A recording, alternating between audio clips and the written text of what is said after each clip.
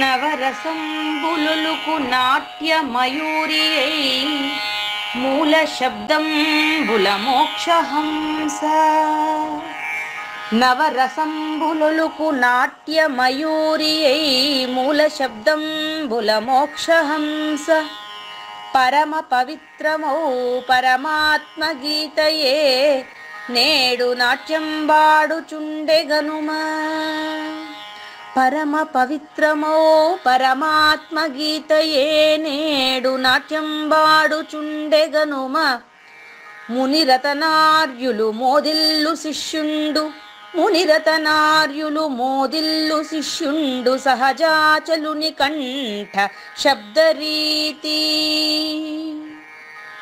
అజ్ఞానతిమిరంబులంతంబుజేయ అనాదిబోధను వినుము ఆర్యులార. అజ్ఞానతిమిరంబులంతంబుజేయ అనాదిబోధను వినుము ఆర్యులార. వినుము ఆర్యులార. తెలిపే జ్ఞానేశ్వరుల్ గీతన్ దివ్య రీతి. తెలిపే జ్ఞానేశ్వరుల్ గీతన్ దివ్య రీతి. ఆణిముత్యమీ గ్రంథము అచలులార. ఆణిముత్యమీ గ్రంథము అచలులార. ఆదరించిరి గీతను అచల ఋషులు గురుని వాక్కుగా గ్రహించి గురుతుగనుడు. ఆదరించిరి గీతను అచల ఋషులు గురుని వాక్కుగా గ్రహించి గురుతుగనుడు. హరి ఓం శ్రీ గురుభ్యో నమః. ఓం నమో భగవతే వాసుదేవాయ. ఓం నమో నారాయణాయ. ఓం నమో నారాయణాయ. ఓం నమః శివాయ. ఓం నమః శివాయ. ఈ గీతా జ్ఞానగిన కార్యక్రమం మొదలై నిన్నటికి 1100 రోజులైందండి. ఈ రోజు 1101వ రోజు. ఈ గీతా జ్ఞానగిన కార్యక్రమం సంకల్పించి నిర్వహిస్తున్న శ్రీ విద్యాసాగర్ గురువు గారికి, శ్రీ వెంకటేశ్వర గురువు గారికి శ్రోతలందరి తరపున ధన్యవాదాలు, వందనాలు. ఈనాటి కార్యక్రమంలో పాల్గొన్న ఆత్మస్వరూపులైన శ్రోతలందరికీ కైవల్యాశ్రం తరపున, అలాగే శ్రీ శివరామ దీక్షితుల వారి అచల యూట్యూబ్ ఛానల్ తరపున హృదయపూర్వక స్వాగతం, వందనాలు.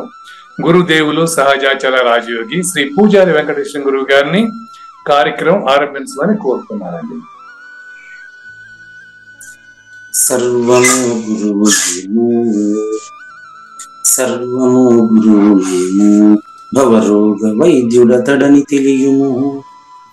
సకల విద్యల నిలయము, దక్షిణామూర్తి తడని తెలియుము. మూగవాణి మాటను, ఈ మూగవాణి మాటను శ్రోతలు కోటలు దాటింతురు. గురుకృపా సిద్ధితోనే నేనెంత ఆనందముందినాను. నిజయోగి శ్రీకృష్ణుడు, నిజ భక్తుడైనట్టి అర్జునుడు, వీరి సంవాదామృతం జనులారహన పాలిట అమృతం. వేదవ్యాసుడు దీనిని జనుల ఎద వికసించున్నట్లుగాను మహాభారతమందున వెలిగించేటి సూర్యుల వెలుగుతో నిత్య సత్య శాశ్వతమైన పరిపూర్ణంలో లేఖనే జరుగుతున్నట్లుగా తెలియబడుతున్న పవిత్రమైన శ్రీమద్ భగవద్గీత జ్ఞానేశ్వరీయ జ్ఞాన యజ్ఞంలో ఇవాళ 1101వ రోజు. అంటే కలియుగం ప్రథమ పాదం, క్రీస్తు శకం 2024 మార్చ్ 10వ తేదీన శ్రీమద్ భగవద్గీత సారాంశాన్ని సంజయుని అనుభూతిని తెలుసుకునేదానికి ముందుగా శ్రీకృష్ణ దేశికేంద్రుల భద్రాచల సూచనతో శ్రోతలందరికీ సాదర స్వాగత సుమాంజలి. శ్రీ గురుభ్యో నమః. శ్రీమద్భాగవత కృష్ణదేశిక ప్రభువులు రచించిన 292 కందార్థ దరువులు సంపూర్ణంగా జ్ఞానయజ్ఞంలో రోజుకొకటి చొప్పున వ్యాఖ్యానించబడిన విషయం శ్రోతలకు విదితమే.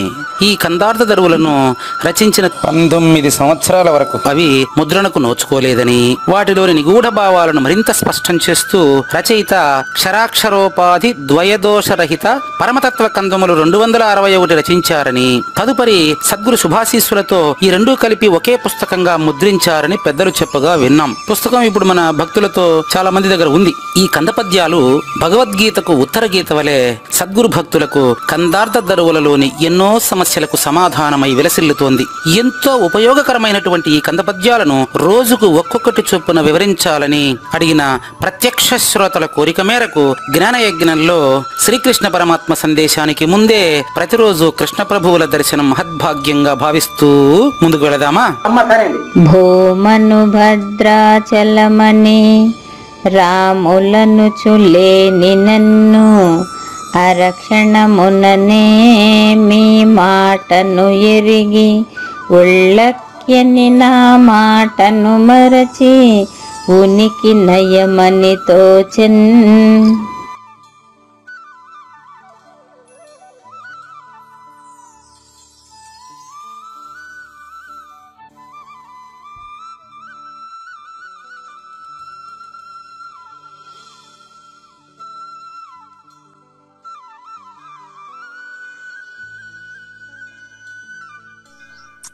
వినిపిస్తుంది కదండి? అప్పుడు వినపడుతుంది గురుగారు. భద్రాచలం 1101 రోజు శ్రీకృష్ణ దేశికేంద్రుల భద్రాచలం సూచన. చూడండి, మనం ఇద్దరు ఒకరు చెప్తూ ఒకరు వింటూ ఉన్నట్లున్నప్పటికీ అది ప్రారంభం మాత్రమే. కొద్దిగా దూరం ప్రసంగం కొనసాగిన తర్వాత సద్గురుమూర్తి అపరోక్షం అయితే వింటున్నటువంటి శ్రోతలోనే గురువు చెబుతున్నట్లు భావించాలి. దాన్ని అనన్య భక్తి అంటారు. అనన్యత అంటారు. దాన్ని నిజమైన ప్రేమ అంటారు. బాగా గమనించండి. దానికి ప్రూఫ్ చెప్తాను మీకు. ఇప్పుడు ప్రూఫ్ చెప్తాను. ఒక తల్లి తన బిడ్డను నెల తప్పిన రోజు నుంచి ఎంత బాగా ప్రేమిస్తుందో, అరే వాడు లేక ఆమె పుట్టిన తర్వాత ఆవిడ చేసే చేష్టలను బట్టి అది వేరే విషయం మళ్ళీ. కానీ సహజమైన ప్రేమ ఎలా ఉంటుందంటే, నెల తప్పిన రోజు నుంచి ఒక తల్లి బిడ్డను ఎలా ప్రేమిస్తుందో మాటల్లో చెప్పగలవా? తన శరీరంలో అవయవాన్ని ఎలా ప్రేమిస్తుందో తన కడుపులో బిడ్డను అలాగే ప్రేమిస్తుంది. మరి దానికి తగినటువంటి భక్తి బిడ్డ కలిగి ఉందా లేదా అనేది మళ్ళీ విషయం, బయటకు వచ్చిన తర్వాత కదా. ఇది ఎందుకు చెప్తున్నానంటే, మీకు ఇక్కడ మనం రివర్స్ పోవాలి. తల్లి బిడ్డ ఒకటే అయినప్పటికీ వేరువేరుగా భావిస్తున్నారు. ఇక్కడ కనీసం గురు శిష్యులుగా ఇద్దరుగా తెలియబడుతున్నటువంటి మనం ఒకటిగా భావించాలంటే మనకు వ్యతిరేక పద్ధతిలో మీకు సూచన చేయక తప్పలేదు నాకు. ఎందుకంటే మీరు ఈ ప్రపంచంలో ఈ 2024 మార్చి 10వ తేదీ వరకు ఇంతవరకు ఎవరు అడగనటువంటి ప్రశ్నలన్నీ మీ నుంచి నాకు వినిపిస్తున్నాయి. కాబట్టి చెప్తాను. ఇంకానే అడగలేదు కదండి అంటే 1100 రోజులు అడిగినారే. వీటిల్లో మీరు వెళ్ళిపోయే ప్రశ్న నాకు తెలియదా? అందుకని చెప్తున్నా. చూడండి, ఒక తల్లి తన కడుపులో బిడ్డను ఏ రీతిగా ప్రేమిస్తుందో, సద్గురు శ్రీ కావూరు నాగేశ్వర ప్రసాద్ మీ కడుపులో నేనున్నానని ప్రేమించండి. అప్పుడు మీకు నేను వేరుగా ఉండను కదండి. ఇప్పుడు ఉండే అవకాశం లేదు. అప్పుడు మీరు ప్రశ్నించడానికి రెండో వాడిని పిలవబాకండి. మీలోనే నేను ఉన్నాను అనుకుని సమాధానం చెప్తున్నది కూడా మీరేనని భావించండి. నన్ను మీ కడుపులో ప్రహ్లాదుడుగా భావించండి. అంతే, గురువు ఉన్నప్పుడు ఇంకోళ్ళని అడగాల్సిన పని ఉందండి. ఆ రోజు నారదుడు చెప్తూ ఉంటే తల్లి కడుపులో విన్నటువంటి మీరుగా భావించండి. అంటే మీకు అపరోక్షత కోసం చెప్పిన మాటలు ఇవన్నీ. అదే గురుగారు, మీకు పురాణాలు ఇష్టం కాబట్టి. కానీ ఇక్కడ నేను కావూరు నాగేశ్వర ప్రసాద్కి అనుకూలమైన సూచనలు కొన్ని చేస్తాను చూడండి. ఎక్కడి నుంచి? మీలో నుండే. అది తల్లి గర్భంలో నేర్చుకొచ్చినాడు అంటే మనమంతా హిరణ్య గర్భం అండి, సమిష్టి కింద. అంతే కదా, సమిష్టి విరాట్ అంటే ప్రకృతి, హిరణ్య గర్భ అంటే ప్రకృతిలో ఉండేటువంటి జీవరాశులండి. హిరణ్య గర్భ అనే పదం ఎందుకు పెట్టారు? బంగారమే ఆభరణం, ఆభరణమే బంగారం. శూన్యమే మాట్లాడుతున్నాం. అవగాహన నాలోనే జరగాలి అంటే వ్యష్టిలోనే అవగాహన జరిగి వ్యష్టి సమిష్టిలు రహితం కావాలి. ఎవరికి రహితం కావాలి? ఇంటున్నోడికి. ఇప్పుడు ముందుకెళ్దామా? టైటిల్ భద్రాచలం. భద్రాచలం టైటిల్ భూమను భద్రాచలమని గుర్తుపెట్టుకుందాం. మీ కడుపులో నుంచే నేను మాట్లాడుతున్నాను, మీ గర్భంలో నుంచే మాట్లాడుతున్నాను.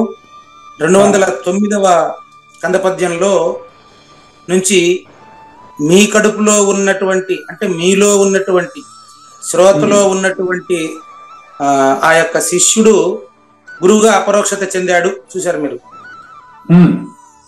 గురువే శిష్యుడుగా, శిష్యుడే గురువుగా, ఇద్దరు ఒకటే అయిన స్థితి భౌతికంగా శిష్యుడు గురువుతో నేను మీతో మాట్లాడుతున్నట్టు ప్రకటిస్తున్నాడు. కృష్ణ ప్రభువులు కల్పించింది ఆ విధంగానే కదా పరమతత్వ కందాలు. 209 నుంచి ఇప్పుడు 242 వరకు 41 వరకు కూడా ఇలాగే కొనసాగుతుందండి. అక్కడ వచ్చి తనని ఇచ్చేస్తాడు, పేరు శిష్యుడు గురువుకి ఇచ్చేస్తాడు. ఆ విధంగా మీలో నుంచే చెబుతున్నటువంటి ఆ యొక్క సద్గురుమూర్తికి మీరు మిమ్మల్ని మీలో ఉండే నాకు ఇచ్చేవలసి ఉంటది. దానికి ఇప్పటి నుంచి శ్రద్ధగా వింటే కదా అప్పుడు ఇవ్వగలరు, లేకపోతే ఇచ్చేదానికి మీకు తెలియదు కదా. ఇప్పుడు నుంచి శ్రద్ధగా విన్నారంటే అప్పుడు మీరు ఇవ్వగలరు. చూసుకోండి, భూమను భద్రాచలం అని, భూమా భద్రాచలం అని 2 కాదు అవి. బయలే భద్రాచలం. గర్భిణీ స్త్రీ అంటే గర్భం వేరు, స్త్రీ వేరునా? గర్భిణీ స్త్రీ అంటే ఆ 2 ఒకరి గురించి చెప్పిన పదాలే. అట్లా భూమను భద్రాచలం అంటే, భూమ అంటే అచల పరిపూర్ణం అండి. భూమ అంటే అచల పరిపూర్ణం అండి. ఇది అయింది ఆల్రెడీ. పద్యం మనకు 100 లోపే అయిందండి. ఇసువచ్చిన ఏమనంటే, పుట్టదు గిట్టదు ఒకరిని పుట్టించదు చంపబోదు భూమా అని చెప్పారండి. పుట్టదు గిట్టదు ఒకరిని పుట్టించదు చంపబోదు భూమా. ఆ పదం కదా మొదటి పదం. అవును. మరి పుట్టదు గిట్టదు ఒకరిని పుట్టించదు చంపబోదు అనేటువంటి భూమ ఏదైతే ఉందో దాన్ని భద్రాచలము అని గుర్తుపెట్టుకో. ఈ పదం ఎందుకు వాడుతున్నాను? రామ భక్తులంతా భద్రాచలంలో రాముడు వెలసాడని వెళ్తుంటారు కదా. సమాజంలో ఈ పదం వాడుకలో ఉందని ఆ పదాన్ని టైటిల్ గా పెట్టుకున్నాడు ఆయన. అంతే. నేను మీకు వెంకటేశ్వరుడు అంటే చెప్పాను కదా, తల్లిదండ్రులు నాకు ఆ పేరు పెట్టారు కానీ నిజానికి పూజారి వెంకటేశ్వరుడు కాదు. వేం అంటే ద్వయదోషాన్ని, కట అంటే పోగొట్టేవాడు, వేం అంటే ద్వయదోషాన్ని, కట అంటే పోగొట్టి, ఈశ్వరుడు అంటే అచల పరిపూర్ణాన్ని చూపెట్టేవాడు, ఆయన వెంకటేశ్వరుడు. అంతేగాని పూజారి వెంకటేశ్వరుడు కాదు. వెంకటేశ్వరుడు అంటే ద్వయదోషాన్ని పోగొట్టి పరిపూర్ణాన్ని నీకు తెలియజేసేటువంటి వాడు వెంకటేశ్వరుడు. ఎక్కడ ఉన్నాడు? పులుగు చెదరికి సందు లేకుండా అంతటా ఉన్నాడు. శ్రీ వెంకటేశ్వరుడు చిత్తములోనున్నవాడు, ఈవలేది యావలేది ఇతని దాసునికి. అట్ట మన కృష్ణ ప్రభు కూడా ఏమంటున్నాడంటే, అయ్యా, భూమ అనే పదానికి మీకు 100 కంద పద్యాల్లోపు చెప్పాను కదా, పుట్టదు గిట్టదు సంపదు పెరగదు ఎవరిని ఏమందో అంతటా ములుగుచడానికి సందు లేకుండా ఉంది, అదే నిజమని చెప్పలే. అవును గురుగారు. దాన్ని భద్రాచలం అని గుర్తుపెట్టుకోండి. ఖమ్మం జిల్లా కాదు, ఖమ్మం జిల్లాలో కాదు భద్రాచలం. ములుగుచ్చేదానికి సందు లేకుండా ఉండేది భద్రాచలం అని గుర్తించండి. ఇప్పుడు చూడండి, భద్రాచలాన్ని మీరు గుర్తిస్తే మీరు భద్రుడు. రామదాస్ సినిమాలో అదే పెడతాడు, భద్రగిరి అంటే భద్రుడు తపస్సు చేసిన ప్రదేశం అంటాడు. అచల పరిపూర్ణ గురుమూర్తి వెలసిన ప్రదేశం అని అర్థం. అది సాజన్మ సాకార సద్గురుమూర్తి అచల పరిపూర్ణ గురుమూర్తి వెలసినటువంటి ప్రదేశం అని అర్థం. అది ఆయన ప్రపంచానికి అచల బోధన వెదజల్లిన ప్రదేశం అని అర్థం. విజయవాడలో అవధూత స్వామి పీఠం పెట్టారంటే ఇప్పుడు నాకు ఎవరు లక్ష్మీనారాయణ చెప్పారు ఈ మాట. ఈ విధంగా ఆయన నివసించిన ప్రదేశం కాబట్టి ఇదంతా ఆయనమయమే, సర్వం గురుమయం అంటారు ఆవిడ. అంతే కదా. భద్రగిరి భద్రాచలం అంటే అచల పరిపూర్ణ గురుమూర్తి నివసించిన ప్రదేశము అని అర్థం. ఆయన నివసించిన ప్రదేశం ఒక ప్రదేశం అయి ఉంటుందా? సహజన్మ సాకారంగా ఆయన అప్పుడు అక్కడ ఉండేవాడు అని అర్థం. కానీ ఆయన చెప్పిన సూచన ఖమ్మం జిల్లాకు పరిమితం కాదు. మరి భూమ అంటే దాన్ని భద్రాచలం అని. ఇప్పుడు చూడండి, భద్రాచలము పరిపూర్ణము. మీలో నుంచి నేను మాట్లాడుతున్నానండి, మాట్లాడుతున్న నేను గాని వింటున్న మీరు గాని ప్రకృతికి సంబంధించిన ఎరుకండి. ఆ ఎరుక పోతే మీరే భద్రాచలుడు చెప్పినా. ఎరుక పోతే అంటే పోయేదానికి ఏం లేదాడా.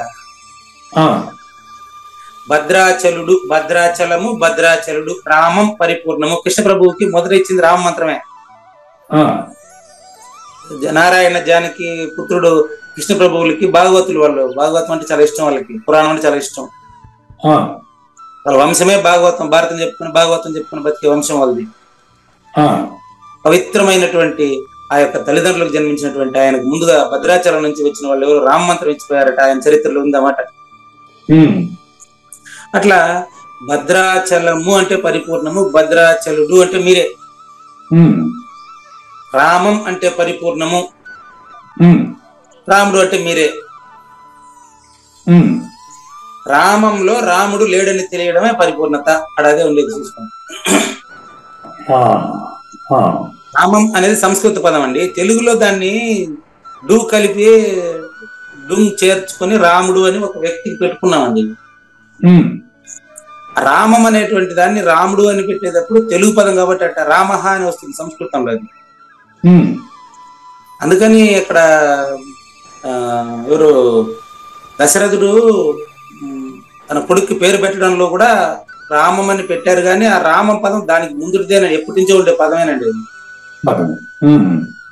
కాబట్టి భద్రాచలం అంటే పరిపూర్ణమని, భద్రాచలుడు అంటే నాగేశ్వర ప్రసాదు.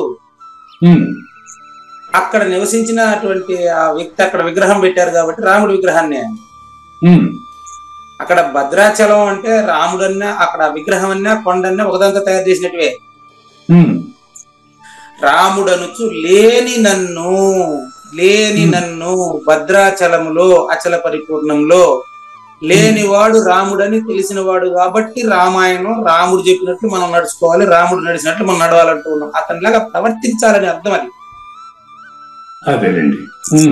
రామాయణము అంటే రాముడిలాగా ప్రవర్తించమని చెప్పిన గ్రంథము. ఆయనం అంటే ప్రయాణం, యాడ్ నుంచి ఇంట్లో నుంచి అడవులకు కాదు. అవగాహన. కాబట్టి భూమను భద్రాచలం అని, లేని నన్ను రాముడు అని. రామంలో రాముడు లేడు, అదేనండి. పరిపూర్ణంలో ఎరుక లేదు. పరిపూర్ణంలో ఎరుక లేదు. చెప్పండి. మీ ఇంట్లో ప్రతిరోజు భగవద్గీతను పెట్టి పూజించండి, దాన్ని పాఠం చెప్పండి. అలా కాదు గురుగారు. ఇప్పుడు శరీరం ఉంది, మాయ లేనిది. నా శాస్త్రాలలో ఉండే గురువు గారు ఉన్నారా లేరా? మీరే చెప్పాలా? ఇంతసేపు ఇంగ్లీష్ చెప్పినా, నేనేమన్నా తెలుగులోనే కదా చెప్పినా. మీ శరీరంలో నుంచి నేను ఇంతసేపు మాట్లాడుతా ఉండేది అంటే ఉన్నారా లేరా అంటే ఆ మాట అడిగేది నాగేశ్వర ప్రసాద్. అదే గురువు గారు, లేని దాంట్లో ఉన్నవాడు ఉన్నాడా లేనివాడు ఉన్నాడా నా శాస్త్రంలో? లేనిది లేనే లేదు కదా. లేని దాంట్లో కాదు ఉన్నవాడు ఉండేది. ఏం క్లారిటీ అండి. లేని దాంట్లో కాదండి ఉన్నవాడు ఉండేది. మరి నా శాస్త్రంలో నా గురువు ఉన్నారు కదా. సహస్రారము అంటే అర్థం ఏంటి? తలకాయ మీద మాత్రమే అనుకుంటున్నారు మీరా? మీ శరీరంలో అంటే మీ శరీరానికి కరెక్ట్ గా గీత గీసుకుంటారా? నా శరీరంలో నా దాంట్లో ఉన్న సూక్ష్మంలో అనుకోండి.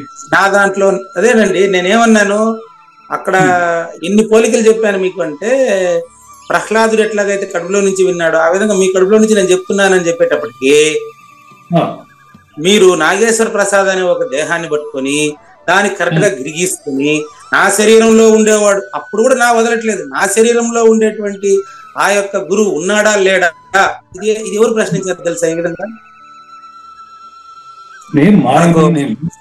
నాలుగు గురువు ఎలా ఉన్నాడు? అదేటండి, అది ప్రశ్నించింది మాయ. అంటే జంతువు ప్రశ్నించింది అంటే అంటే ఇప్పుడు థర్డ్ పర్సన్ నుంచి అని అర్థం అండి. థర్డ్ పర్సన్ నుంచి అని చెప్పడానికి మీకు ఎలా చెప్పాలంటే, కలండనడి వాడు కలడో లేదో అని ప్రశ్నించేది అనమాట ఏనుగు మొసలి పట్టుకున్నప్పుడు. పూజారి వెంకటేశం అనేటువంటి ఏనుగుని రెండో నేనే మొసలి పట్టుకునింది.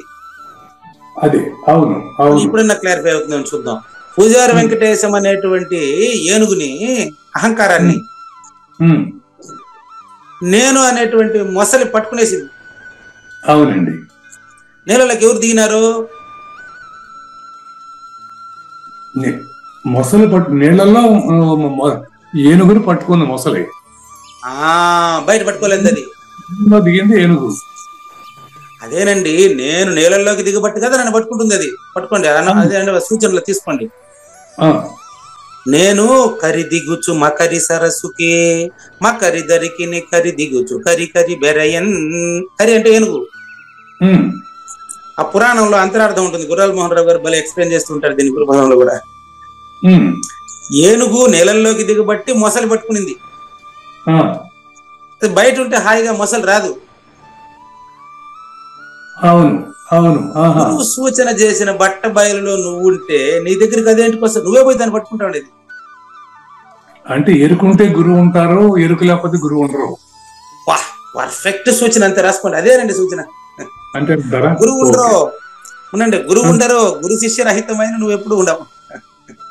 ఓకే గురువు గారు, ఓకే, చాలా క్లియర్ అండి, చాలా. అది దిగడం ఎట్లా? ఇప్పుడు దిగి చూపిస్తా చూడండి. నన్నేం పట్టుకోలేడు మొసలి, నేను దిగి చూపిస్తాను ఇప్పుడు. చూడండి కావాలండి. ఇప్పుడు మీ దగ్గర దిగుతాను చూడు. నా శరీరము, నా సహస్రారము, నాలో ఉండే గురువు ఉండాడా లేదా? పట్టుకున్నాడు గురువు, గట్టిగా పట్టాడు మిమ్మల్ని. ఈ గురువు కాదు మనకు కావాల్సింది. నిన్ను పట్టుకోనుండే గురువు కాదు నీకు కావాల్సింది. నువ్వు లేనటువంటి నిరంతరము ములుగు చదనికి చదువు లేకుండా ఉండే గురువుని మనం పోయి పట్టుకొని చూస్తే ఆడ గురువు లేదు, శిష్యులు లేదు, మీరే ఉండాలి, మీరే గురువు. కాబట్టి కరి మకరి సరస్సుకి అదేదో నీళ్ళలో జీవనం కొనసాగించుకుంటా అది ఉందండి.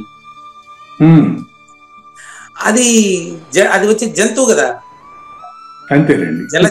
జలచరము అది. మరి నీళ్ళలో మాత్రమే దాని బలం, బయట దానికి బలం ఉండదు.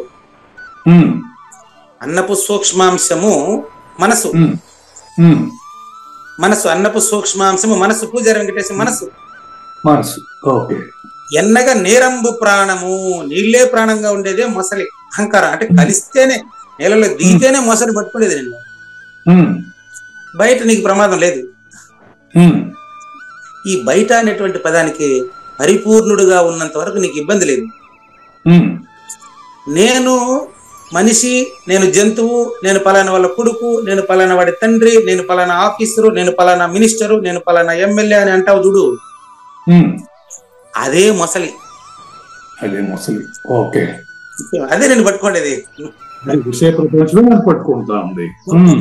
ఏం క్లారిటీ అండి మీకు ఇప్పుడు. విషయ ప్రపంచం అనేటువంటి మొసలిని నేను పట్టించుకోకపోతే అది నన్ను పట్టుకునే అవకాశమే లేదు. విషయ ప్రపంచమే మొసలి. దాని దగ్గరికి వెళ్ళి నేను కవిస్తున్నా, విషయాల దగ్గరికి వెళ్ళి నేను పట్టుకుని దాన్ని నా శరీరము, నా శరీరం, అది గురువు శరీరం, నీ శరీరం కాదు. అది ఇప్పుడు మీ గురువు ఆవహించాడు. అన్ని మంత్రములు ఇందే ఆవహించను. ఇది గురువు శరీరము అని చెప్పి కర్తృత రహితంగా పనిచేస్తే నా శరీరం నా సహస్ర అట్లాంటిదేం లేదండి. అంతేనండి. బాగుంది. మీ వివరణ అద్భుతంగా ఉన్నదండి. చూసుకోండి. ఇప్పుడు భూమను అంటే పరిపూర్ణ పరబ్రహ్మాన్ని ఉన్నది ఉన్నట్లు తెలిసిపోతే నా అనేది రాదు. ఇంకా తను మన్నదన్న బ్రహ్మ వీడిన తదుపరి నీ నా భేదం లేదు. ఇంకా అప్పుడు చెప్పలేని ఆనందం విధి అని చెప్పలేను సద్గురుదేవా. కాబట్టి లేని ఎరుకను రాముడు అనిగాన మీ మాటన్ నెక్స్ట్ పదం అదే. ఈ మాటన్ అంటే గురువు మాటగా, సద్గురువు చెబుతున్నటువంటి మాటగా గాని మీ మాటను అరక్షణమున అంటే 60 సెకండ్లలో సగం 30 సెకండ్లని కాదండి. క్షణము అనే దానికి కంటి రెప్పపాటు అని అర్థం అండి. రెప్పపాటు ఉంది కదా, ఒక రెప్పపాటు కాలంలో సగం అండి. ఇంకా అంతకంటే తక్కువ వాడుక భాషలో టైం చెప్పలేడు కాబట్టి చెప్పాడు. కానీ కాలాతీతంగానే సూచన జరుగుతుందని, సూచన జరిగేదానికి కాలం నిలవదండి. గురు సూచన జరిగే సమయం కాలం అనేది పనిచేయదు అక్కడ. కాలుడు కాలము అంతా నేనుంటే అహంకారం ఉంటేనే. కాబట్టి మీ మాటను గాన నేను చెబుతున్న సమయంలోనే ఎరిగితే ఏమని, నేను ఉళ్ళక్కి అని ఎరిగి. చూసుకోండి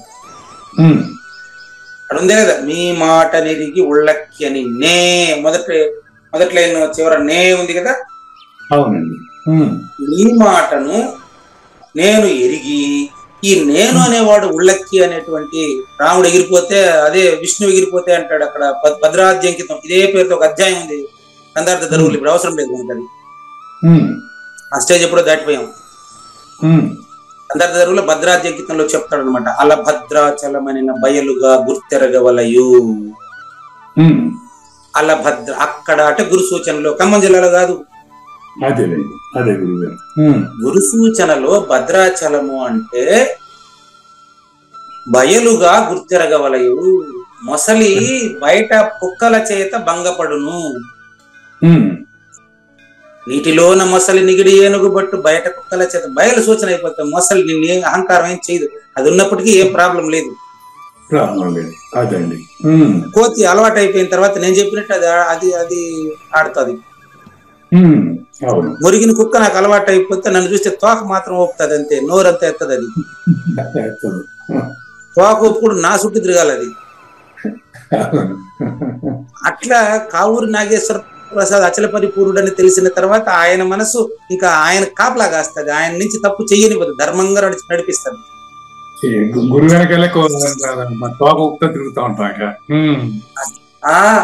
అంత క్లియర్ గా. కాబట్టి మీ మాటను ఎట్టా గురువాక్యం చేత, గురువాక్యం చేత అంటే షోడశి మంత్ర విచారణ చేత, అంటే ఈ మూలము లేని గుర్తిరిగే పూజారి వెంకటేశం లేదు. ఈ లేకపోతే కర్తృత్వం ఉంటది. మళ్ళా కర్త లేకపోతే మళ్ళీ భోక్తాడు ఉంటాడా? భోక్త లేకపోతే మళ్ళీ జన్మ ఏడుందా? జన్మ రద్దు అయింది కాబట్టి మరణం ఎక్కడుందా? అంతే. మాట ఎక్కడుంది? మాట లేని బయలు నావన జాక్షమ్మ, మనకు మాటు ఎక్కడున్నదే వనజాక్షమ్మ. వనజాక్షం పరమపదం చెందిన రోజు రాసిన పాట. రహస్యం ఆడుంది ఇంకా. కనుక చూసుకోండి, భూమను భద్రాచలం అని, లేని నన్ను రాముడు అని, మీ మాట చేత గురువాక్యం చేత, సద్గురు శ్రీ కావూరి నాగేశ్వర ప్రసాద్ లో చెప్పినటువంటి గురువాక్యం చేత నేను ఉళ్ళక్కి అని, నేను అబద్ధం అని, నా మాటను మరిచిన ఉనికి పరిపూర్ణం. నా మాటను మరిచిన ఉనికి పరిపూర్ణం అంటే అహంకారం లేని అహంరహితమే జన్మరహితం అండి. అంతే గురుగారు, అంతే గురుగారు. నా మాటను మరిచిన ఉనికిని ఏమనాలి? నా మాటను మరిచిన ఉనికిని ఏమని చెప్పాలి అంటే నయమని తోచన్. నాకు అనిపిస్తా ఉంది గురువు గారు కృష్ణ ప్రభు కల్పించిన శిష్యుడని మాట్లాడుతులేదు అక్కడ. అవునండి, అవును. నాకు నా మాట అంటే ఎరుక మాట మరిచి ఉండడమే పరిపూర్ణంగా నాకు తెలుస్తా ఉందండి. ఎస్, కరెక్ట్ నాయన. అవును, నన్ను నేను మరిస్తేనే గురువు నాలో ఉంటాడు, లేకపోతే ఉంటాడు ఆయన. నన్ను నేను మరిస్తే గురువు నాలో ఉన్నప్పుడు ఎప్పుడు అంతటా ముగించడానికి సందు లేకుండా ఆయన ఉన్నాడు. కాబట్టి నేను లేనివాడనని తెలియడమే పరిపూర్ణత. అన్యాపదేశం అంటే అవునండి, నేను లేనని తెలియక పరిపూర్ణత. కాబట్టి శ్రీకృష్ణ దేశికేంద్రులు ఆయన రామోపాసకులు కాబట్టి ముందు ఆయనకు రామమంత్రం ఇచ్చారు కాబట్టి ఆయన రామభక్తులు ముందుగా. కాబట్టి ఆయన సూత్రాన్ని తెచ్చి ఆ విధంగా ప్రతిపాదన చేశారు. రామోపాసకుడు కాబట్టి ఆయన రాముడు అంటే పరిపూర్ణంగా ప్రతిపాదన చేస్తాడు. అన్నమయ్య వెంకటేశ్వర భక్తుడు కాబట్టి వెంకటేశ్వరుడు అంటే పరిపూర్ణుడు అని చెప్తాడు. కాబట్టి ఇట్లా ఎవరి భక్తులు ఎవరి నాకు తల్లిదండ్రులు నాకు ఆ పేరు పెట్టారు కాబట్టి నేను మీకు అలా చెబుతున్నాను అంతే. వేం కట, వేం అంటే ద్వైదోషం, కట అంటే పోగొట్టి, ఈశ్వరుడు అంటే అచల పరిపూర్ణాన్ని దర్శింపజేసినటువంటి సహజన్మ సాకార సద్గురుమూర్తి వెంకటేశ్వరుడు. అది మీరు కావచ్చు, ఇంకొకరు కావచ్చు, ఎవరిన కావచ్చు, ఆ లక్షణాలు ఉండే వాళ్ళంతా వెంకటేశ్వరుడే. మీ జీవంలో ఎంతమంది ఉన్నారండి మీ జీవితంలో అని అడిగితే నా జీవితంలో తనిగాడుందయ్యా. ప్రతి ఒక్కరు ములుగుచ్చడానికి సందు లేకుండా ఆయనే ఉండేది. కాబట్టి నాకు శ్రేష్టమైనటువంటి, నిత్యమైనటువంటి, సత్యమైనటువంటి, శాశ్వతమైనటువంటిదే అచల పరిపూర్ణమని తెలియజేసినటువంటి ఆ యొక్క సద్గురుమూర్తి మరి ములుగుచ్చడానికి సందు లేకుండా నిండి ఉన్నాడని గ్రహించి నేను లేనిదేనని తెలియడమే నిజమైన సూచన కావడం. అంతేనండి, తెలియడమే పరిపూర్ణత. నేను లేదని తెలియడమే పరిపూర్ణత. అదన్నమాట. కాబట్టి నెక్స్ట్ ఆ తర్వాత కంద పద్యాన్ని మరొక అద్భుతమైనటువంటి తుది సూచనను తర్వాత ఎపిసోడ్ లో చూద్దామండి. అలా గురువు గారు, అర్ధగంట సరిపోయింది. జ్ఞాన యజ్ఞం రెండో భాగంలో ప్రవేశిద్దాం. ఒక అద్భుతమైనటువంటి ఘట్టం. అక్కడ భద్రాచలం వంటిది గీత ధృతరాష్ట్రుడికి ఉపయోగపడిందా అని నేను తెలుసుకున్నాం. సంజయుడికి ఉపయోగపడిందా ఈ రోజు చూద్దాం.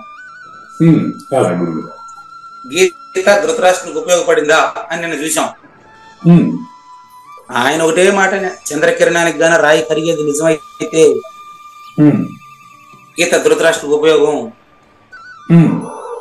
బియ్యం ఉడికినట్టుగానే రాళ్ళు ఎసట్లో ఉడికితే ఎసురు పెట్టినప్పుడు బియ్యం అన్నంగా మారుతుంది.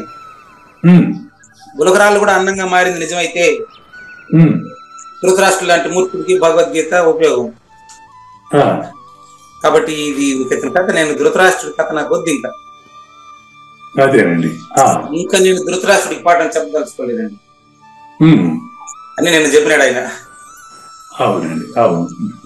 మనం ఈరోజు 74లో ఉన్నాం. 74 తీసుకోండి. ఇత్యహం వాసుదేవస్య పార్థస్య చ మహాత్మనః సంవాదమిమశ్రౌషం అద్భుతం రోమహర్షణం. ఇట్లా వాసుదేవుడు శ్రీకృష్ణ పరమాత్ముడు అర్జునుడికి మధ్యలో జరిగినటువంటి సంవాదం అంతా కూడా వినేసి నాకు నా శరీరంలో వెంట్రుకలు నిప్పుపడుచుకుంటున్నాయి, నా శరీరంలో పులకింతలు రేగుతున్నాయి, నా శరీరంలో నవరసాలకి నా నాట్యమయూరి నా నాలుగు మీద నాట్యం చేస్తా ఉంది, నేను చెప్పలేకుండా ఉండలేను అని ధృతరాష్ట్రుడికి మాత్రం నేను చెప్పలేను. నేను ఆయన చెప్పిన మాటే కదా. ధృతరాష్ట్రుడికి నేను చెప్పలేను కానీ నేను చెప్పాల్సిన మాటలు ప్రపంచానికన్నా చెప్పేస్తాను, ఈయనకి అర్థం కాకపోతే పోనీ వదిలేయండి అని సంజయుడు చెప్తున్నాడండి. నేను ఇప్పుడు ఎంత ఆనందంగా ఉంటాను. మీరు ధృతరాష్ట్రుని కథ పక్కన పెట్టండి, మళ్ళీ ధృతరాష్ట్రుడికి అర్థమైందా లేదా అని అడగబాకండి. నా ఫీలింగ్ ఎలా ఉందంటే, అంటే సంజయుడి ఫీలింగ్ ఎలా ఉందంటే, చూడండి, తూర్పు సముద్రం బంగాళాఖాతం, పడమటి సముద్రం అరేబియా సముద్రం. ఇంకా కిందికి దించాలమ్మా. 74వ శ్లోకానికి ఇంకా కిందికి దించాలి. ఎందుకు అంత దూరం వెళ్ళిపోయినారు? జ్ఞానేశ్వరి భగవద్గీతని 74వ శ్లోకంలో వ్యాఖ్యానానికి ఒక 3 లైన్లు అయింది అంతేనండి. చూడండి, ఇంకా దించాలి, ఇంకా దించండి, ఇంకా దించండి. ఇక్కడ ఇంకా దించాలి నేను, ఇంకా దించాలి. చూడండి అంతే అంతే అంతే ఇంతే ఇంతే ఇంతే అంతే. తూర్పు సముద్రం, పడమటి సముద్రం, ఇది నేను అయింది. తూర్పు సముద్రం బంగాళాఖాతం, పడమటి సముద్రం అరేబియా సముద్రం. మరి ఈ రెండు పేర్లు వేరైందే గానీ అందులో నీళ్లు H2O, అంతేనా? అంతే. మరి కావూరు నాగేశ్వర ప్రసాద్ పేరు వేరు, హైదరాబాదు పూజారి వెంకటేశ్వర చిత్తూరు అంటే వీళ్ళిద్దరు పేర్లే వేరే, పేర్లు వేరే. అంతేగాని అందరిలో ఉండేది ఒకటే పరిపూర్ణమే. అక్కడ ఎక్కడ భూమి, భూమి అంటే భూమి అంటే ఒక ప్లేస్ లో ఉన్నట్టే మనం కాదండి. పూజారి వెంకటేశం గాని కావూరు నాగేశ్వర ప్రసాద్ గాని ఉన్నట్టు కాదండి. అచల పరిపూర్ణం నిజంగా ఉండదండి. అదే చెప్పింది మీకు ఇంతసేపు. తూర్పు సముద్రం, పడమటి సముద్రం వేరువేరుగా తెలియబడినప్పటికీ అందులో ఉండేదంతా H2O, నీళ్ళే కదా. అది నేననేది అది గురువుగారు. ఓకే, మీరు ఉన్నట్టే అంటే భూమి మీద అన్నట్టు భూమి కూడా లేదు, మాయ కదండి. అది మాయ, నేను కదట్లేదు. అట్లా కృష్ణార్జున భేదం నాకు కనపడలేదు. శరీరం వల్ల మీకు ఎవరికైనా కనిపించవచ్చు కానీ ధృతరాష్ట్రులు లాంటి వాళ్ళకి కానీ నాకు కృష్ణార్జునుల మధ్యలో భేదం కనిపించలేదు. ఇద్దరు ఒకటే. చెప్తున్నాడు కృష్ణార్జున భేదం కూడా కేవలం శరీరం వల్ల నీకు కనిపిస్తుంది కానీ మరి సంవాదంలో చూస్తే ఈ భేదం పేరు కూడా కనపడదు. భూమి, నీళ్లు, ఇటంతా లేదండి. బాగుంది. భేదం శరీరం వల్ల కనపడతా ఉంది మనకి. ఓకే, అంతే కదా. శరీరానికి దిగినప్పుడే ఇది. అవునండి, భేదం కేవలం శరీరానికి దిగినప్పుడే కనపడతా ఉంది. కాబట్టి ఒక్కసారి సెకండ్ పర్సన్ లో నుంచి అట్లా చూడండి, ఫస్ట్ పర్సన్ కల్లా అట్లా తిరిగితే కదా మీరు అని అడుగుతున్నాడు సంజయుడు. ఫర్ ఎగ్జాంపుల్ చూడండి, కృష్ణుడు ఒక అద్దం, అద్దమును మించిన స్వచ్ఛమైన రెండు పదార్థములు ఎదురు బుదురుగా ఉంటే, అద్దం అని చెప్పలేదు, అద్దమును మించిన స్వచ్ఛము పరిపూర్ణం అండి. ఇద్దరు పరిపూర్ణులు ఎదురెదురుగా ఉంటే వాళ్ళు ఒకరిని ఒకరు ఎట్ట చూస్తారు చెప్పండి? ఇద్దరు పరిపూర్ణులు ఒకరికొకరు ఎదురుగా ఉంటే సూచన పెట్టారు జ్ఞానేశ్వర. అద్దం అని చెప్పలేదు, అద్దాన్ని మించినటువంటి స్వచ్ఛమైన రెండు పదార్థములు ఎదురుబెదురుగా ఉంటే. ఇప్పుడు అదే నేను చెప్తున్నా మీకు, అచల గురువులు ఇద్దరు ఒకరికొకరు ఎదురు పడితే ఎట్టుండాలి చెప్పండి? అది లైక్ మైండెడ్ అనొచ్చు. దాన్ని ఏమంటారంటే ఒకే కైండ్ ఆఫ్ భావం కలిగిన వాళ్ళే ఉంటారు వాళ్ళు. అది ఒకే భావన కలిగిన వాళ్ళు 2 నిమిషాలు ఉందంటే. కాబట్టి వాళ్ళిద్దరు ఎదురుబోదుగా ఉంటే ఇద్దరు గురు శిష్య రహితాన్ని చూస్తున్నారు కాబట్టి వాటిలో ప్రతి పదార్థం మరి ఒక పదార్థం తమ స్వరూపాన్ని చూచును. తమ స్వరూపం అంటే వేరే దాన్ని చూడలేదన్నమాట. చూడండి. కాబట్టి ఇటువంటి సూచనలు మనం చిన్న బ్రేక్ తీసుకుని ఒక 10 నిమిషాల తర్వాత ఈరోజు కార్యక్రమాన్ని పూర్తిగా మనం కంప్లీట్ చేద్దామండి. వచ్చారా? క్లియర్ అండి. ఎందుకంటే మీరుంటే అందరూ ఉన్నట్టు. అది ఇందాక కొంచెం లేట్ అయింది, అంటే రావటం లేట్ అయింది ఎందుకున్నాం మరి. అది దాని గురించి అడగలే. జ్ఞాన యజ్ఞంలో గురువు గారు ఉంటే అందరూ ఉన్నట్టు. గురువు గారు లేకుంటే అందరూ ఉండి కూడా ఉపయోగం ఉండదు. అది ఎట్టంటే దానికి ఒక చిన్న సూచన. ఇప్పుడు ఒక పెళ్లి తల పెడతారండి. పెళ్లి అన్ని మొత్తం రెడీ చేసిన తర్వాత ఎంతమంది ఉన్నప్పటికీ ఎవరు లేకపోయినా పెళ్లి అయిపోతుంది. పెళ్లి కొడుకు లేకపోతే పెళ్లి నిలిచిపోతుంది. అట్లా జ్ఞాన యజ్ఞంలో ఎవరు లేకపోయినా ఇప్పుడు లాగిన్ అయ్యే దాంట్లో 50 మంది ఉన్నారు, ఇంతకుముందు 29 మంది ఉన్నారు, జరుగుతుంది. కానీ మీరు లేకపోతే జరగదు.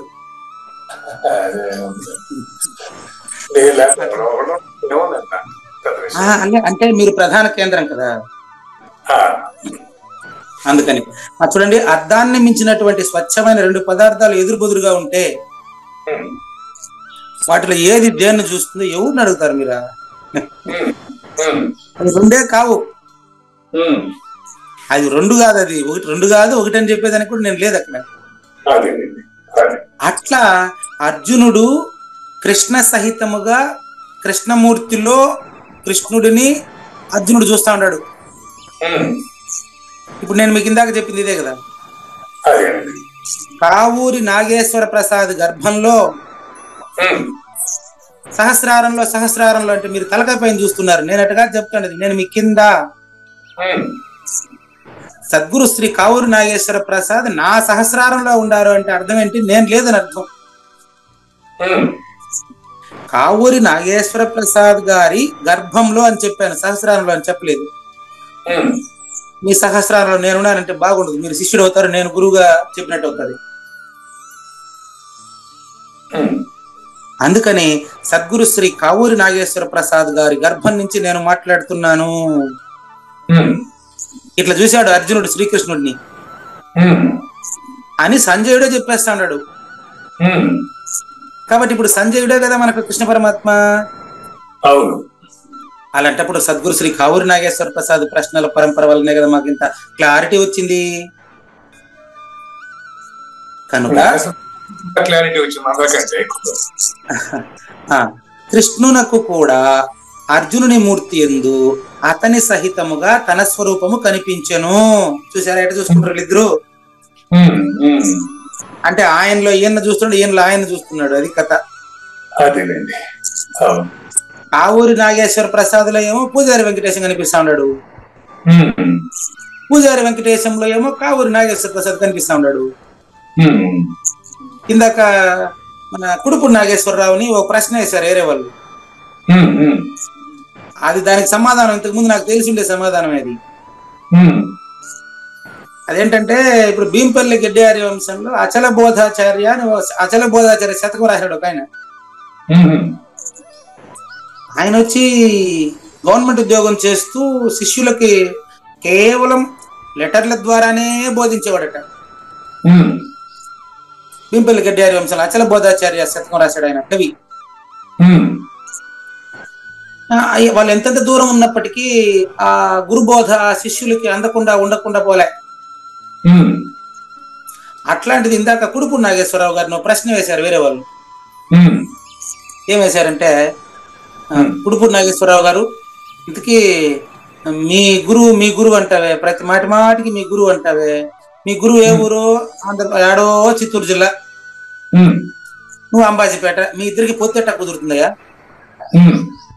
మరి కృష్ణ ప్రభువుల పద్యాలు అంతమంది అన్ని బట్టి పట్టినారే, ఉప్పు సముద్రంలో ఉంది, ఊరుగాయ ఊర్లో ఉంది, అడవిలో నీళ్లు లేని అడవిలో ఊరుగాయ ఉంది, ఉప్పు సముద్రంలో ఉంది,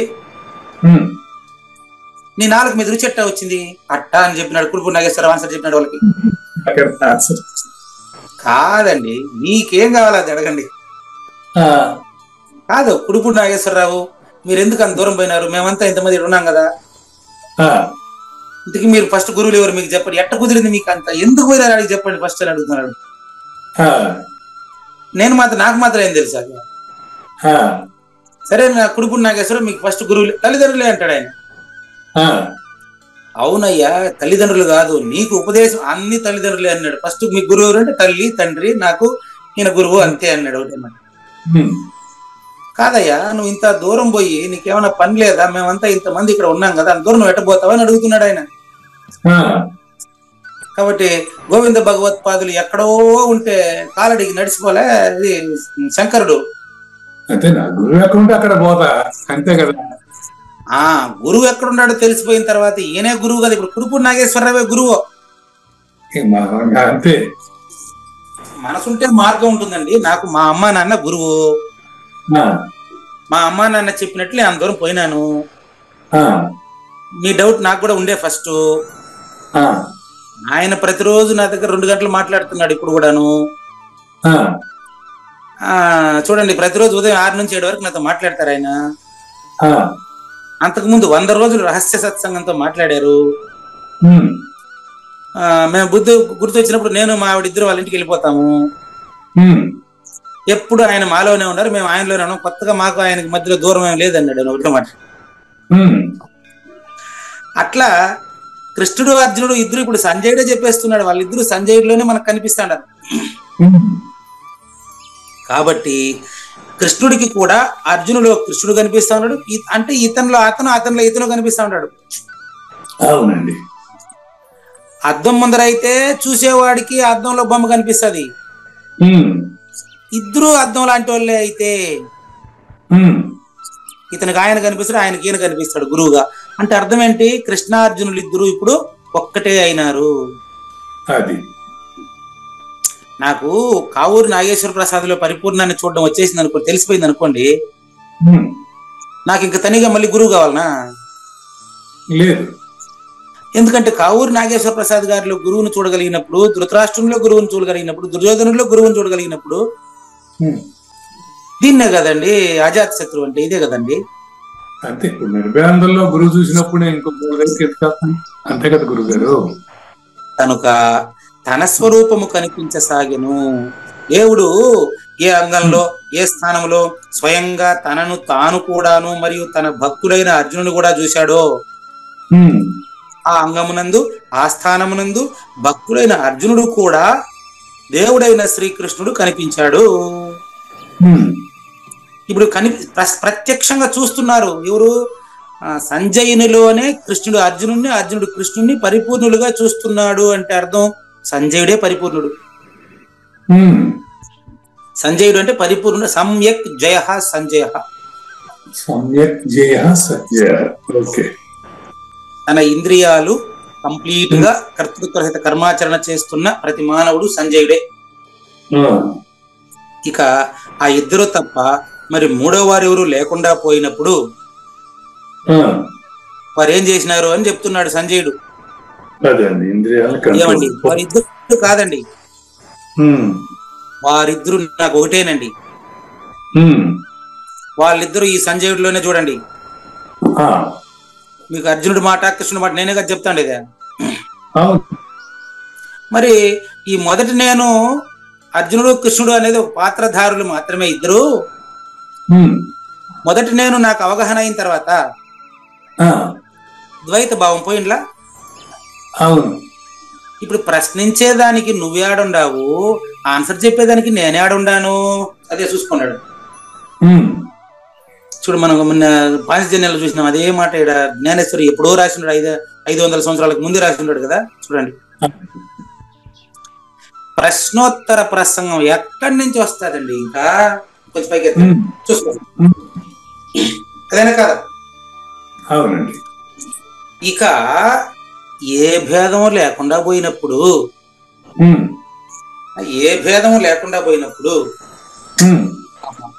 సంభాషణ సుఖం ఎక్కడి నుంచి వస్తుందండి? చూసారా? ఈ విధంగా ద్వైత భావం లేకుండా ఉండే ఆ ఇరువురి సంభాషణమును నేను వింటిని. అద్వైతాన్ని విన్నానని చెప్పలేదండి. ఇదే దిస్ ఇస్ మహాద్వైతం. మహాద్వైతం అంటే అర్థం చెప్పేది ఇప్పుడు చూసుకోండి, లేకపోతే సుఖం ఉండదనే కదా. దీని ప్రకారం భేదం లేకపోతే సుఖం ఉండదనేగా. భేదం లేకపోతే, భేదం ఉంటేనే సుఖం ఉంటుంది, భేదం లేకపోతే సుఖం ఉండదనేగా. భేదం ఉందా లేదా అని కాదాడా. సంభాషణ సుఖం ఎక్కడి నుంచి వస్తుంది అనేది ఏ భేదం లేకుండా. తర్వాత చదవండి, ఓపిక పట్టండి, తర్వాత వాక్యంలో ఉంది సూచన. ఈ విధంగా ద్వైత భావం లేకుండా ఉన్న ఆ ఇరువురు సంభాషణను నేను వింటిని. అంటే ద్వైత భావం లేకుండా అంటే ప్రశ్నించేవాడు, సమాధానం చెప్పేవాడు ఇద్దరూ లేరు అని అర్థం. ఇద్దరూ లేనప్పుడు ద్వయము లేదని తెలిసిన తర్వాత ద్వయము లేదని మాత్రమే సూచన చేస్తాడు ఏ గురువైనా కూడా. నిజ గురువు ఎప్పుడు కూడా, గురు పరంపరలో ఉండే గురువు ఏం చేస్తాడంటే, ద్వైత భావం లేనప్పుడు నువ్వు పరిపూర్ణుడివి అని చెప్పాలా. అంతేనండి. ఇది అద్వైతము అనే మాట అక్కడ రాదండి. ఎందుకంటే అద్వైతము అనే మాట ద్వైతంగానే పలకాల, నేను మేనులతో కలిసే పలకాల.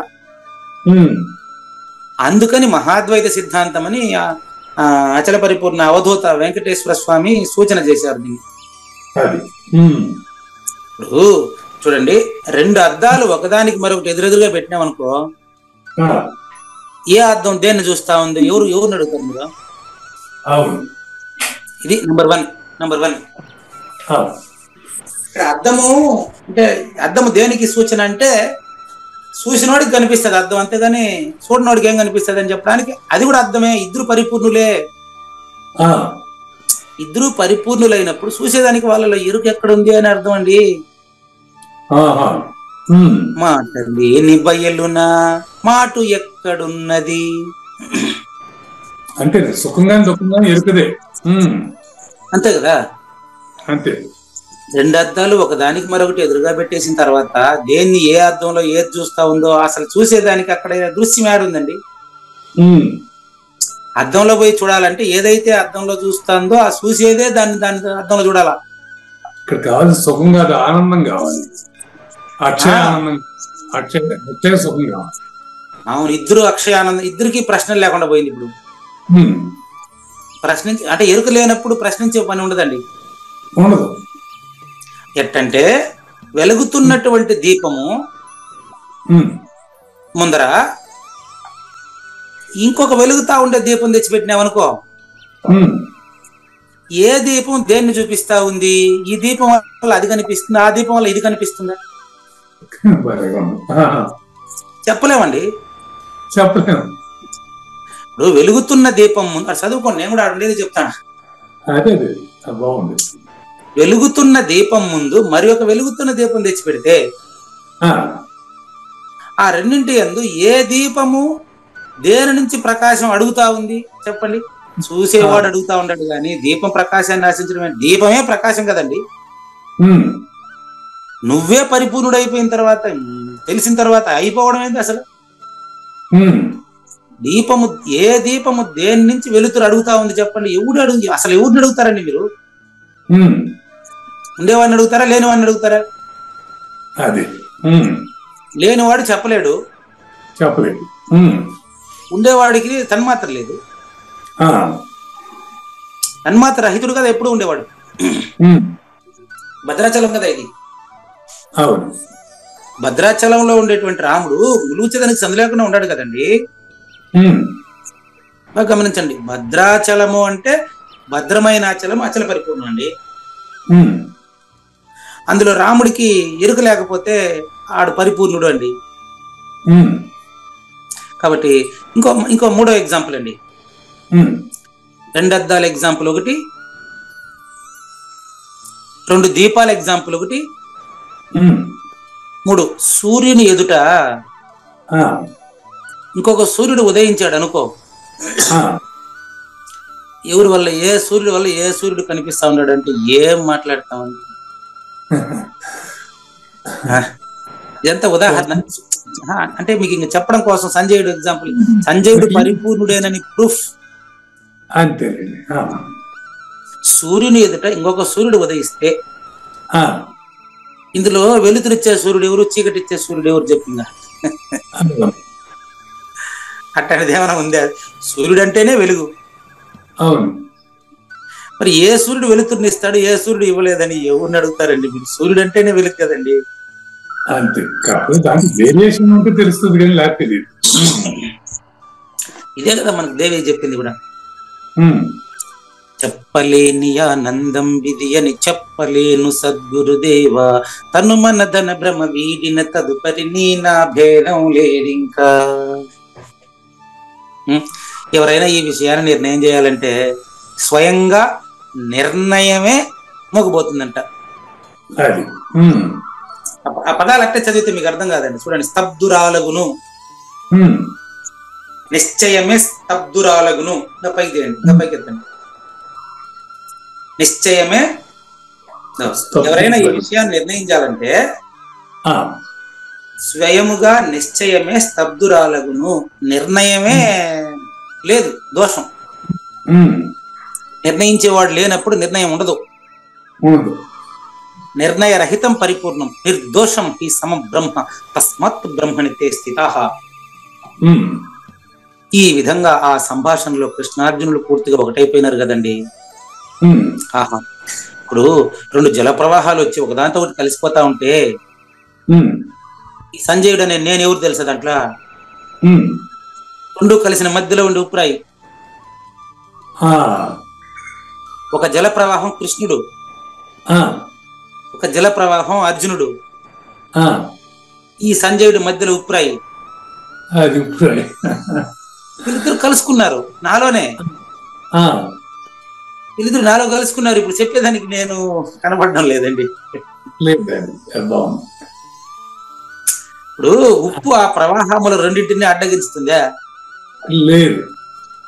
ఇది కృష్ణుడి మాట, ఇది మళ్ళా అర్జునుడి మాట. అర్జునుడి ప్రశ్న ఎట్టుంది, కృష్ణుడి సమాధానం ఎట్టుంది? ఇప్పుడు చెప్పేదానికి ఉప్పు రాయి ఉంటుంది. ఇప్పుడు ఆనకట్ట కట్టినా కూడా ప్రవాహంలో ఉంటుంది కదా. నేను ఉప్పు రాయి లాంటి వాడినండి. నన్ను ఎందుకు అడుగుతారండి మీరు? ఆనకట్ట లాంటి వాడిని కాదు. ఈ ప్రవాహం ఆ ప్రవాహం వచ్చి కలుసుకునే మధ్యలో ఉన్నటువంటి ఉప్పురాయి లాంటి అల్పుడు నీచుడు, అల్పుడు అల్పాతి అనల్పుడు నేను. మరి ఈ రెండు ప్రవాహాలు వచ్చి కలిసిన తర్వాత ఉప్పురాయి ఉందా లేదా ఎత్తుక్కోండి. అట్ట ఉప్పురాతి లాంటి వాడండి సంజయుడు అనేటోడు, అంటే అచల పరిపూర్ణుడు. కాబట్టి అది కూడా క్షణము సేపట్లో కృష్ణప్రభు ఏం చెప్పాడు? నన్నరక్షణము అన్నారు కదా. ఆ సూచన జరిగింది, అక్కడ జరగాలంట సూచన. ఏమని? భూమను భద్రాచలమని రాములను లేని నరక్షణమున. ఆ కృష్ణార్జునులు ఎప్పుడైతే ఇద్దరు పరిపూర్ణులేనని నాకు తెలిసిందో అప్పుడు నేను కరిగిన ఉప్పురాయిని, కరిగిన ఉప్పురాయి ఎట్టుంటదండి మీరే, నాకు కూడా తెలియదు అది. కరిగిన ఉప్పురాయినే అనేదానికి ఉప్పురాయి ఆడుంది కరిగిన తర్వాత. అంతేనండి. కాబట్టి సరిగ్గా ఇదే విధంగా పూజారి వెంకటేశము సద్గురు శ్రీ కావూరి నాగేశ్వర ప్రసాదులు కరిగిపోయారండి. మరి ఇదే విధంగా నేను ఆ సంవాదాన్ని ఈ సద్గురు శ్రీ కావూరి నాగేశ్వర ప్రసాద్ నెపం చేత నేను ఈ జ్ఞానయజ్ఞంలో 11 రోజులుగా విన్నాను కదండి. ఏకరూపమయ్యే కృష్ణార్జునులను నా మనసులో ధ్యానించినప్పుడు నా పరిస్థితి కూడా ఆ ఉప్పురాయిలాగా అయిపోయిందని సంజయుడు చెప్పినాడని మీరు నాకు చెప్తా ఉన్నారు. ఈ కొద్ది సంగతుల్ని సంజయుడు ఇప్పుడే చెప్తా ఉన్నాడు. ఇంతలోనే మళ్ళీ అతనికి సంజయుడు అనే భావం వచ్చింది. నవరసంబులకు నాట్యమయూరి మూల శబ్దంబుల మోక్షహంస. ఇంతలో మళ్ళీ సాత్విక భావం వచ్చి అరే అతన్ని సంజయుడు అనేటువంటి స్మృతి పోగొట్టిందండి. అంటే నేను సంజయుడు అనేటువంటి ధ్యానమే అతనికి లేకుండా పోయిందండి. నేను సంజయుడు అనుకొని చూస్తాడు, చూస్తేనే సంజయుడు ఎక్కడ, అచల పరిపూర్ణమే కదా, అంతటా ఉంది, ఇప్పుడు సంజయుడికి ఉనికి లేదు కదా అనుకుంటాడు. అప్పుడు కృష్ణుడికి ఎట్లాగా జరిగిందో నష్టో మహా స్మృతిర్లబ్ధ, అది సంజయుడికి జరగదా? జరుగుతుంది. పూజారి వెంకటేశానికి జరగదా? మరి కావూరి నాగేశ్వర ప్రసాద్కి జరగదా? జరుగుతుంది. విన్నటువంటి ప్రతి ప్రత్యక్ష శ్రోతకి జరగదా? జరుగుతుందండి. ఆ జరిగినోడు ఉంటాడు అప్పుడు. అతనికి రోమాంచమగుచున్న కొలది వింటున్న ప్రతి శ్రోత ఇదే అనుభవం అండి. శరీరం కూడా సంకుచితమై లేనిదయింది. శరీరము స్తంభించిన అవస్థలో ఆనంద భాష్పాలతో ఆ యొక్క పోసినటువంటి ఆ యొక్క చెమట బిందువుల్లో మరి అత్యధికంగా అతను వృద్ధి పొంది ఆ మహాద్వైత ఆనంద అనుభవం ఒకటి వలన అతని కనుల నుంచి ఆనంద భాష్పములు వెడలి వచ్చెను. అర్జునుడికైనా వచ్చేదా? సంజయుడికి రాదా? వింటున్న ప్రతి శ్రోతది కదా భగవద్గీత. కాబట్టి అతని కంట్లో నుంచి వచ్చింది ప్రేమ ఆశ్రువులు కాదండి, ప్రేమ ప్రవాహం అండి. అది అద్వైతం కాదండి, మహాద్వైతం అండి. అతని కంటిలో నుంచి ప్రేమ ప్రవాహం సముద్రమై ఉప్పొంగిందండి. శబ్దార్థాలు అతని పొట్టలో పట్టలేదండి. అతని గొంతులో శబ్దం బొంగురు పోయిందండి నాగలాగా. ఇందులో శ్వాసతో శబ్దార్థములు కలిసి ఏకమైపోయినాయని చూసుకోండి. శివపార్వతుల కలయిక అంటే ఇదే. శబ్దార్థములు శ్వాసతో కలిసి ఏకమైంది అంటే శ్వాసతో అక్షరాలు మాట్లాడుతున్నప్పటికీ అవి శ్వాసలో కలిసినప్పుడు, అంటే తన్మాత్రలలోనే శూన్యంలోనే లయమైనప్పుడు ఆ దేహం మిగిలి ఉన్నా గాని ఆ దేహంలో ఎరుక ఇంకుండదండి. అంతేకాదు 8 సాత్విక భావాలు ఒకే చోట ప్రకటమయ్యాయి. అది ఎలా ఉంటుందంటే 8 సాత్విక భావాలు. ఉడుపు నాగేశ్వరరావు గారు మీకు నేను టెలిగ్రామ్ పెట్టాను. 8 సాత్విక భావాలు ఏంటివి, అవసరమైనప్పుడు ప్రజెంట్ చేయాలని చెప్పి పెట్టాను ఆయన. నాకు తెలిసేది వారి దగ్గర ఉండొచ్చు అనుకుంటాను. చూడండి, నంబర్ 1 స్తంభం. పక్షపాతం వచ్చినట్లు శరీర అదృశ్యం. ఇది సంజయుని భావం ఇలా ఉందండి. భగవద్గీత అయిన తర్వాత 8 రకాల సాత్విక భావాలు అన్నాడు కదా. 8 రకాల సాత్విక భావాలు ఎలా ఉంటుందో తెలుసుకుందాం సండే కాబట్టి. ఈరోజు ఆదివారం కాబట్టి కాస్త కుడుకుడు నాగేశ్వరరావు గారు మనకు వెసులు పాటిస్తారు. ఇట్లాగండి ఇప్పుడు కాదా, ఇంకా కిందికి దించండి దాన్ని, అది అట్టే ఉంది. ఈ శ్లోకం పూర్తవుతుంది. 8 రకాల సాత్విక భావాలు మీకు ప్రజెంట్ చేయమని ఇట్లాగండి. మీకు నేను వాట్సాప్ పెట్టాను, లేకపోతే ఇప్పుడు నేను చెప్తాను చూడండి. టెలిగ్రామ్ పెట్టాను వారికి నేను. నంబర్ 1 స్తంభము అంటే పక్షవాతం వచ్చినట్లు శరీరం అదృశ్యం అయిపోయినటువంటి స్థితి అండి. ఇప్పుడు చెయ్యి పక్షవాతం వచ్చింది అనుకోండి, ఆ చెయ్యి పనిచేయదు కదా ఇంకా. అట్లా ఎరుకకు పక్షవాతం వస్తే ఎరుక పనిచేయదు, అచల పరిపూర్ణుడే మిగిలి ఉంటాడండి. అట్లా 1 స్తంభము, 2 ప్రళయం. ఎరుకకు ప్రళయం, మూర్ఛ వస్తే వాడు మళ్ళీ పలకడు అని. పక్షవాతం గాని పక్షవాతం, మూర్ఛ గాని మూర్ఛ. రోమాంకం అంటే కోపం వచ్చినప్పుడు వచ్చే రోమాంకం వేరు. ఈ రోమాంకం అట్లా కదా, ఆనంద భాష్పాలతో వచ్చే రోమాంకం ఇది. 4 స్వేదం, చెమట పట్టడం. భయం చేత కాదు, ఆనందం చేత చెమట పట్టడం. 5 వైవర్ణం, రంగు మార్పు. రంగు మార్పు అంటే అతని కంటికి ఈ ప్రకృతి కనపడకుండా పోయేటువంటి స్వచ్ఛమైనటువంటి స్థితి.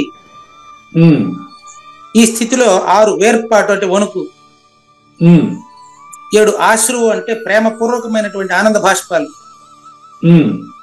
8 వైశ్వర్యము, గొంతు బొంగురు పోవడం. గొంతు బొంగురు పోయింది ఇతనికి కూడా. ఎవరికి 702 శ్లోకాలను, 701 శ్లోకాన్ని చెప్పా ఇతనికి. ఎవరికి సంజయుడికి కూడా గొంతు బొంగురు పోయింది. ఇప్పుడు అతని నోటి నుంచి, ఇక్కడ నుంచి ఇక్కడ చదువుతాను చూడండి. అతని నోటి నుంచి శబ్దమే వెలువడనట్టి విలక్షణ అవస్థ సంభవించింది సంజయుడికి.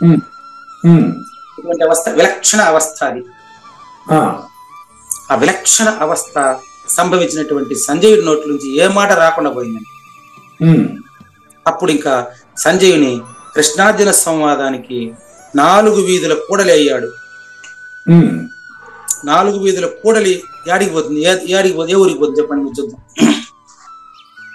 4 వీధుల కూడలికి 4 ఎక్కడికైనా అబ్బే, మీకు అట్టంటే ఎట్ట, నేను 4 వచ్చి ఒకే చోట కలుస్తారు, అది ఆడికి పోదండి.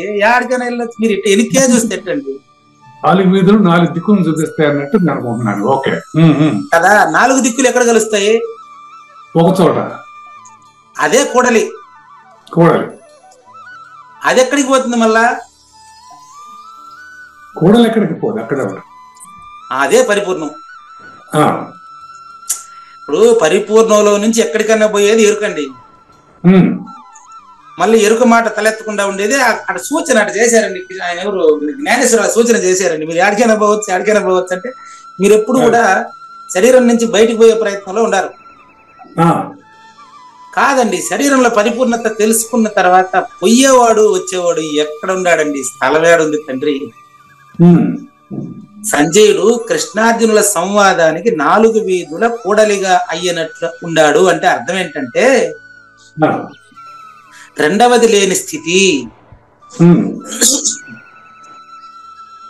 రెండవదే లేదు ఇంకా. కానీ ఆ సుఖ స్వభావాన్ని గురించి చెప్పేదానికి కాదండి.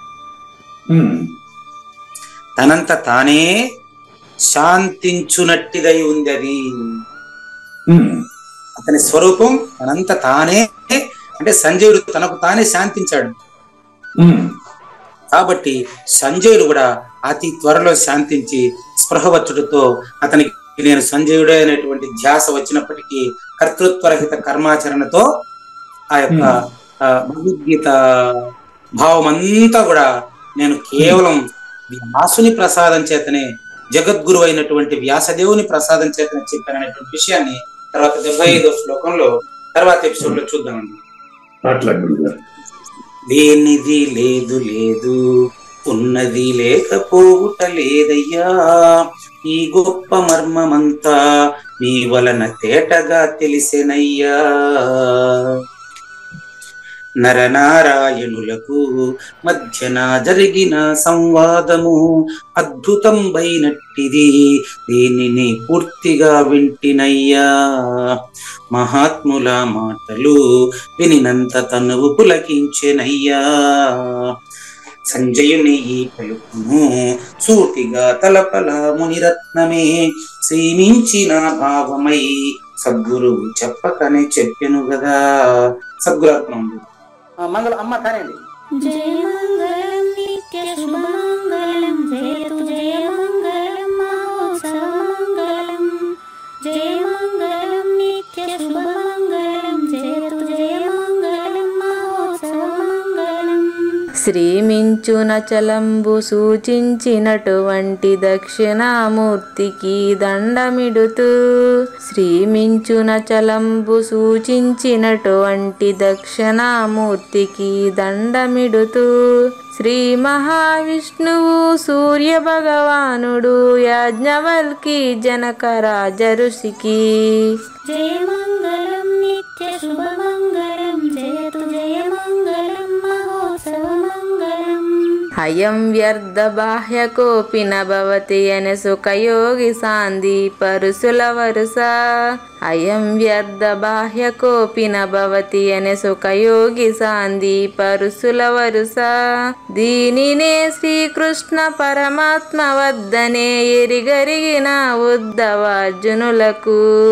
జయ మంగళం నిత్య శుభమంగళం, జయతు జయ మంగళం మహోత్సవ మంగళం.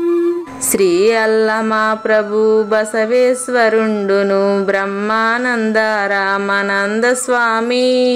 శ్రీ అల్లమా ప్రభు బసవేశ్వరుండును బ్రహ్మానంద రామానంద స్వామి. నవరసాలు లిఖించు నాట్యమయూరిగా గీతను మలచిన జ్ఞానేశ్వరులకు. జయ మంగళం నిత్య శుభమంగళం, జయతు జయ మంగళం మహోత్సవ మంగళం. కబీరు దాసుడు సహజానంద గురుడు రామావధూతయు రాజితముగా. కబీరు దాసుడు సహజానంద గురుడు రామావధూతయు రాజితముగా. అంబికా శివయోగి శ్రీవేమన నిరంజన వెంకయ్య తిరువెంగళార్యులకును. జయ మంగళం నిత్య శుభమంగళం, జయతు జయ మంగళం మహోత్సవ మంగళం. శ్రీ బృహద్వాశిష్ట సిద్ధాంతమును చేసి జనన మరణ భ్రాంతి జడుపు బాపి. శ్రీ బృహద్వాశిష్ట సిద్ధాంతమును చేసి జనన మరణ భ్రాంతి జడుపు బాపి. అచల సాంప్రదాయమవనిలో నెలకొలిపి అందించినట్టి శివరాములకును. జయ మంగళం నిత్య శుభమంగళం, జయతు జయ మంగళం మహోత్సవ మంగళం. మెప్పైన బోధల తిప్పలు బాపిన అప్పయ్య మంత్రియు అచల గురులు. మెప్పైన బోధల తిప్పలు బాపిన అప్పయ్య మంత్రియు అచల గురులు. పరశురామ సీతారామ స్వామి ప్రభులు నరసింహ యోగి గురువర్యులకును. జయ మంగళం నిత్య శుభమంగళం, జయతు జయ మంగళం మహోత్సవ మంగళం. కంద కందార్థముల నందించి బృందముకు రంది పాపిన కృష్ణ ప్రభువునకును. కంద కందార్థముల నందించి బృందముకు రంది బాపిన కృష్ణ ప్రభువునకును. పలుకులా కందనిది పరబయలు ఇది అని పలికిన ఫీల్కాన లక్ష్మణునకు. జయ మంగళం నిత్య శుభమంగళం, జయతు జయ మంగళం మహోత్సవ మంగళం. ఫీల్కాన లక్ష్మణుల ప్రియ శిష్యవర్యుండు అవధూతయని పేరావనియందు.